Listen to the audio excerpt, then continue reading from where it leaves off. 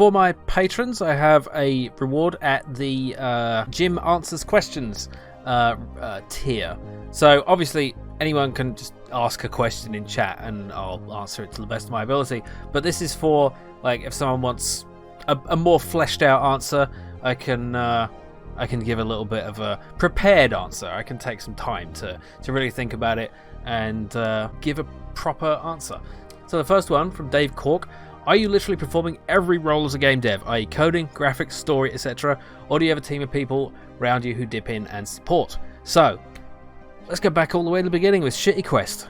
So this is a game I developed as a sort of test project just to get used to the AGS engine, Adventure Game Studio, and I built it and I showed it to Pac Millie, my friend and many time collaborator on YouTube videos, and he loved it and he found it very funny, and we decided to continue working on it together. So he helped me write it, he helped me sort of tune up some of the jokes and come up with ideas, and he provided a great voice for one of the characters, mostly the other characters, only 3 characters in the game. And he was also the voice director, so we would be on a call and he would be like giving me advice on how to do the lines, so to make them more convincing, because I'm no actor, but I was doing half the voice acting, maybe a little more than half. Yeah, so that was the first collaboration in game design I did. If you want to hear more about that, you can check out this commentary I did with Pac Millie.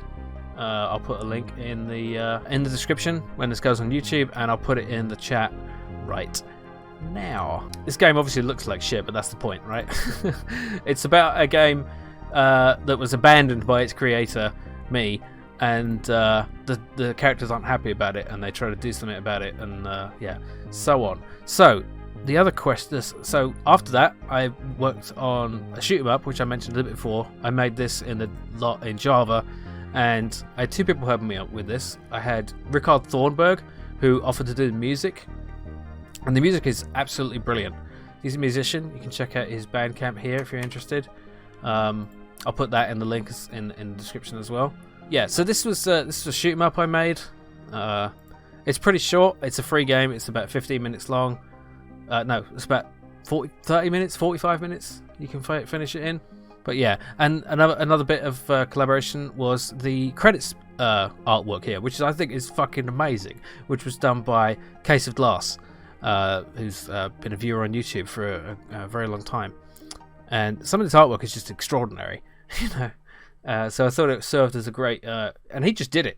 He just sort of did it off decided, I'm going to make this art and put it and send it to you and put it in the game if you want.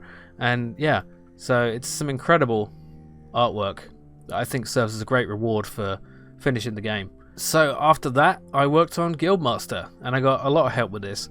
This is my first commercial project, so I actually hired people to. All the work I got done before was all gratis because these were free games developed, just to develop my skills. Guildmaster I was actually selling, so I paid people to help me work on it.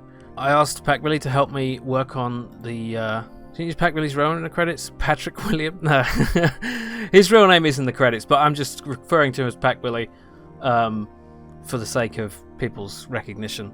I wanted to put some humor into the game, basically, because I tried writing a story for Guildmaster and it just turned out very fantasy generic and uninteresting.